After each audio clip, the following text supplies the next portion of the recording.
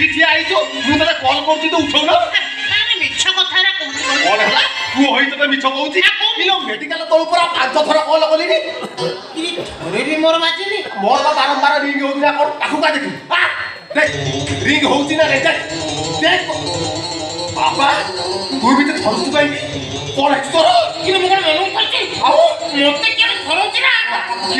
କିଏ ଧରେଇଲା ଆଚ୍ଛା ଇଏ ମୋବାଇଲ କୋଉଠୁ ତ ବାହାର କର ପକେଟରେ ଅଛି ଆଗେ ମୋବାଇଲ ବାହାର କର ଅଛି କଣ ପାଇଁ ତୋର ଏମିତି ପ୍ରୋବ୍ଲେମ ହେଲା ଦେଖ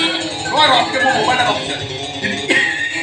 ଇରେ ହେ ବାବା ଇରେ ମତେ ଏଇ ଯନ୍ତ୍ରଟା ଏମିତି ହଇରାଣ କରୁଛି ଓହୋ ବାବା ତମେ ବୁଝିପାଇଲନି ଆପଣଙ୍କର ତ ସ୍କ୍ରିନ୍ ଟଚ୍ ଜିନିଷ ବ୍ୟବହାର କରିବା ମାନେ ବୟସ ଚାଲିଗଲାଣି ସେଥିପାଇଁ ଜାଣିପାରୁନ ଏଟା ଭାଇବ୍ରେଟ୍ ମୁଡ୍ର ରହିଯାଇଥିଲା ତ ସେଇଥିପାଇଁ ଏମିତି ହଉଥିଲା ନିଅ ରଖିଦିଅ ଆଉ ଏଥିରେ ପୁରା ଓକେ କରିଦିଅ ବାବା ତତେ ଦେଖେଇଲେଣି ନା କଣ ହେଲା ସେ ଏପର୍ଯ୍ୟନ୍ତ ଦେଖେଇଲେଣି କହିଲା ଓ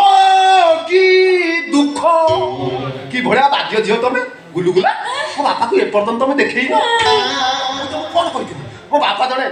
ବିଖ୍ୟାତ କଳାକାର ବାପାକୁ ତମେ ଟିଭିରେ ଦେଖିନ ସରି ଗୁଲୁଗୁଲା ମୋ ବାପା ଏଫଏମର ବାହାରନ୍ତି ମୁଁ ତମକୁ କହୁନଥିଲି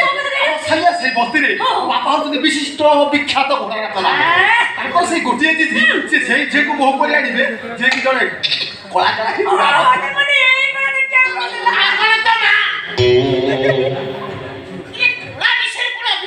ସେଇଟା ପରିପ୍ରକାଶ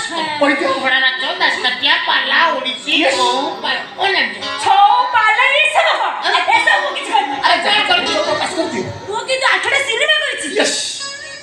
ତାହେଲେ তুমি সিনেমা আচ্ছা আচ্ছা কো সিনেমা করছ স্বপ্ন সাগর না সাগর চিঠি মোর টিকি চড়েই ভোর কিনা চালি উড়ে বাপা কଣ ସେଥିରେ ତ ମହେଶତା ହିରୋଇନ ଥିଲେ କାଇଁ ତମେ ତ ନଥିଲ ଓହୋ ବୁଝିପାରିଲନି କି ବାପା ସେ ଯୋଉ ଚିଠି ମୋର ଟିକି ଚଢେଇ ଗୀତରେ ତା ପଛରେ ଯୋଉ 20 ଜଣ ଝିଅ ନାଚୁନଥିଲେ ତା ଭିତରେ ଜଣେ ପରା ତମ ବୋହୂ ଥିଲା ପଛ ଜିନିଷ ପୁରା ଦେଖିଲି ବାଳୁଙ୍ଗା ସିନେମାରେ ମୁଁ ବି ଥିଲା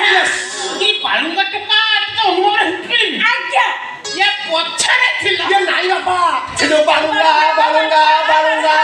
ଆମେ ବାଳୁଙ୍ଗା ଟୋକା ବୁଝିଲ ବାପା ସେ ଯୋଉ ବାଳୁଙ୍ଗା ଟୋକା ଗୀତରେ ପଛରେ ଯୋଉ 25 ଜଣ ହିଜଡା ନାଚୁନଥିଲେ ଇଏ ତା ଭିତରେ ଜଣେ ପରା ତମ ବୋହୂ ଥିଲା କିରେ ମୋରା ତୁ